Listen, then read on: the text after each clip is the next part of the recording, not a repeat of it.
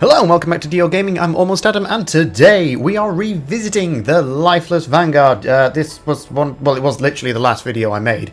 Was this one, and I'm doing it again.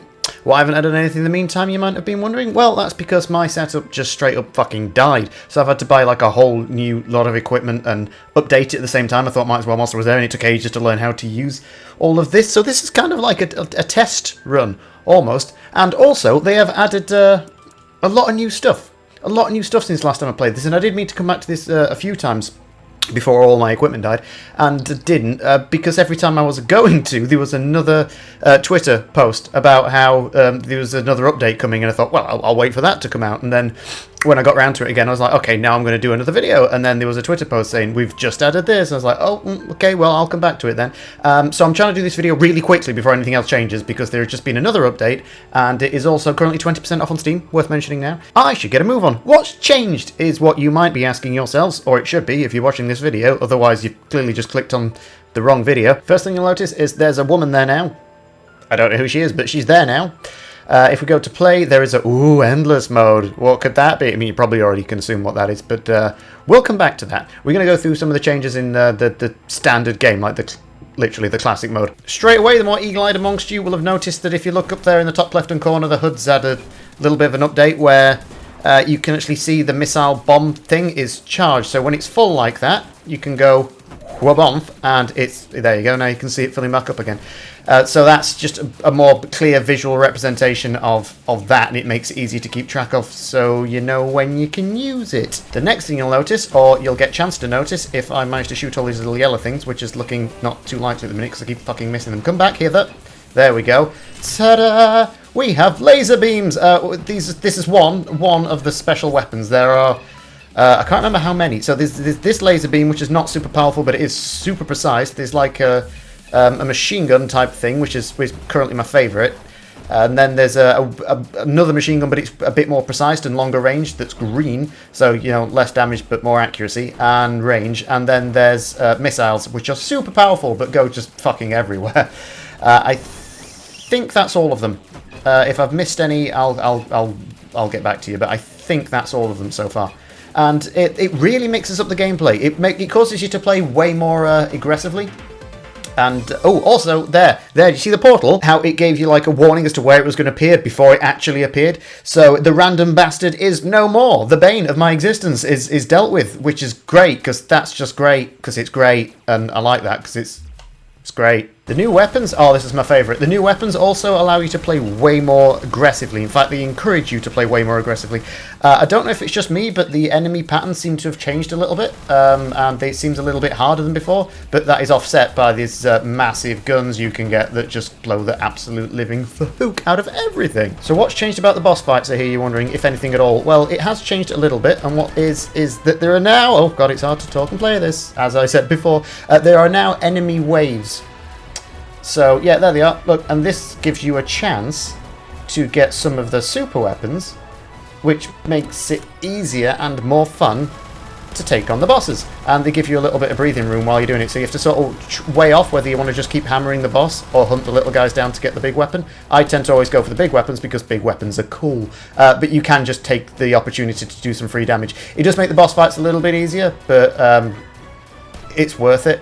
It's totally fucking worth it. I nearly forgot to dodge those missiles then, I wasn't paying attention. So yeah, that's good. I like that too. And the boss drops weapons now as well, so you get to start the next stage with, like, say, a chain gun, which is gives you another massive advantage, makes things a little bit easier. But the game doesn't feel any easier. Now, how the super weapons work also is it's on, like, they get an ammo meter. It's not on a cooldown or a countdown or anything. So you get ammo to expend, and when it's gone, it's gone. I kind of wish that the special weapon was on a different button to the main gun, purely because I would like to choose when to expend that ammo. Sometimes, because the random drops primarily, sometimes you get a weapon you think, oh fuck, that'd be really useful for the boss, or really useful for, like, this enemy wave that I know is coming up, and you don't get a choice. You have to use it. So, you know, I don't know if that would break the game. Maybe there's a reason that's not in there, but I think that'd be cool if you could do it. Also, I'd probably end up dying more, because I have a habit when I'm playing these kind of games to just try and save everything for, like, the perfect opportunity, and then the perfect opportunity doesn't arise before I've died, and I could have picked up 3 more weapons by then, and I'm like, I definitely should have used that.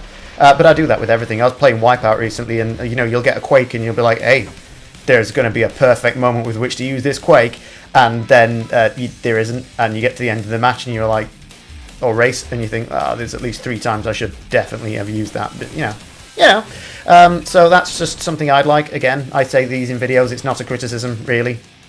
It's just a want, because I'm playing it, and all I'm thinking about is myself. And here I've managed to pick up the laser beam weapon, which, like I said, not super powerful, but super precise, and just fun to use. And there's some missiles, so again, as I described, lots and lots of damage. It fires fuck tons of missiles, lots of explosions and cool shit, but they tend to be not as accurate. This is my favourite, because it's like a happy medium of all of them. You don't lose the weapon when you get hit, which is nice, because that would have sucked. You do still lose all your little power-up pickups, so you need to recollect them all. Oh, and this is the other weapon.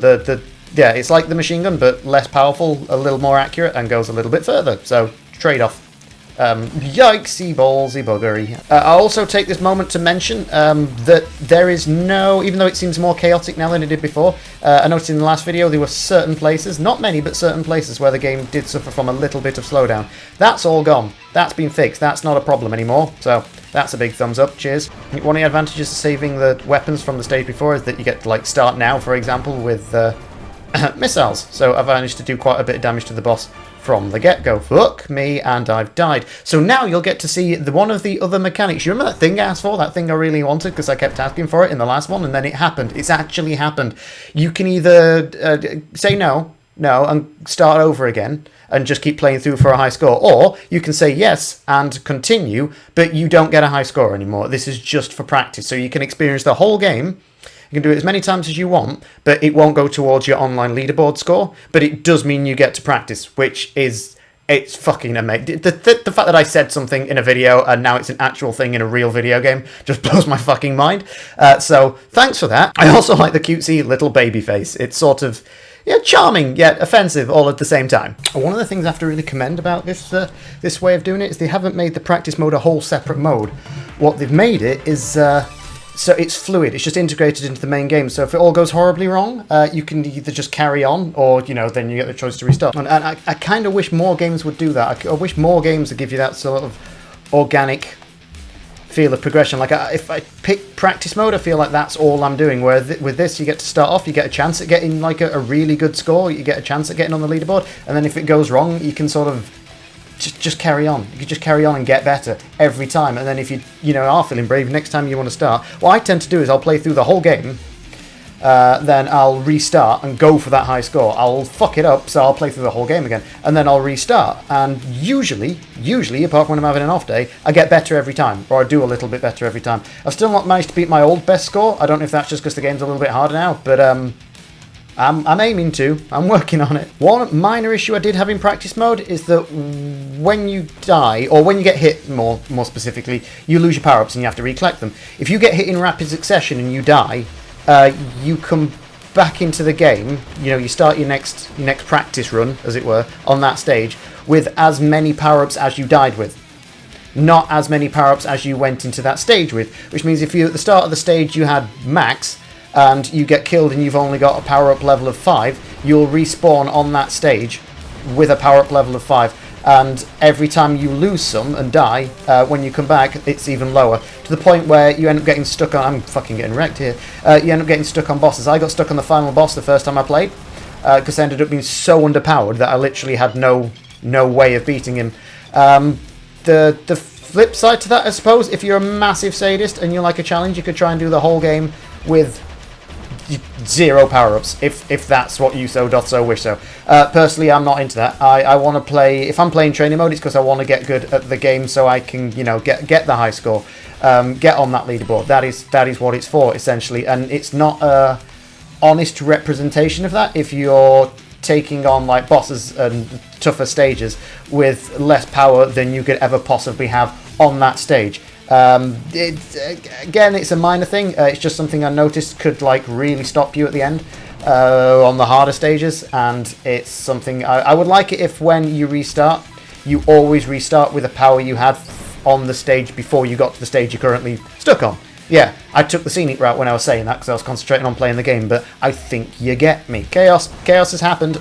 Ooh, Would you not? Ugh, this is fine. This is absolutely fine. No, I didn't panic. I didn't panic. That was easy. I wasn't even trying.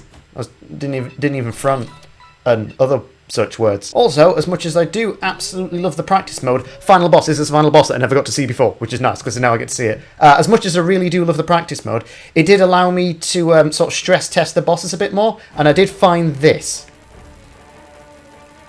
So if I stay just here, oh, okay, I fucked that up because I didn't move out of the way quick enough. But generally, if I stay just here, yeah, you cannot get hit by anything. Which is really fucking useful. It doesn't happen on the other side of the screen, just this side of the screen. But yeah, I think I broke it. I don't think even the missiles can get you. They can't. So this is worth maybe fixing.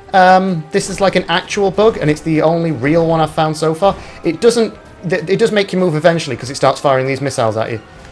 So you have to get out of the way of those. Because they are tracking and they're a pain in the ass and it can cause you to fuck up like so. And now I've died, and now you'll notice I died without all my power-ups because I got like hit in rapid succession. So when I come back into this, I'm only on level 7 power-up, which is massively underpowered for trying to take on the final boss. It's not underpowered if you're cheesing it the way I am, but generally speaking it would be underpowered, and if that little bug gets fixed, that little special area here gets fixed, then yeah, it won't work anymore. The exploit won't work, and this would be an actual real problem. So there we go. I don't recommend you play the game this way because that was really super fucking cheap. But if you do want to get through the game real easy and you get to the final boss and you're doing it in one go and you're not doing it on baby mode like I am, the training mode, then yeah, there's a really easy way of doing it. You want to get a ridiculously high score? Do that. Although, don't do that, because that is an exploit and that is not how the game is essentially meant to be played. So yes, one major bug, everything else is brilliant. And that is the end. So that's the main campaign. Yeah, absolutely brilliant. Apart from that one bug that could easily be fixed, I imagine.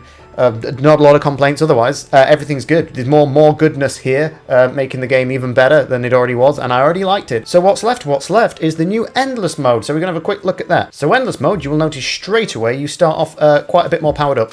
You start off already on level 5. This is wave-based. Oh, you may also notice the music. There's a whole new music track for this, and it's probably the best one in the game. A lot more content's been added, and it's just out of the love of the game, as far as I can tell, which is just the best mentality to have when you're doing these kind of games. Like, it shows the developer actually gave a shit, which is rare. Usually when people drop things, it's out, it's done, it's in the world, it doesn't immediately, like, you know, it's not immediately super successful, it's forgotten of, it's never helped out again. But the fact that this is still being supported is commendable. So there are no bosses in this mode, it's just wave after wave after wave after wave, varying waves. Some of the waves you'll recognise from playing the actual main part of the game, and the rest you'll sort of just learn from playing this. They do cycle after a while, so you can just get better and better and better and better and better, and you probably will eventually get killed, but the better you get, the longer it can last. It can last in a real long time. I was playing this a lot of yesterday, and my high score started to get ridiculous. I'm sure somebody out there will go ha! And beat it immediately, but for me, it took a little while, and I was proud of it. So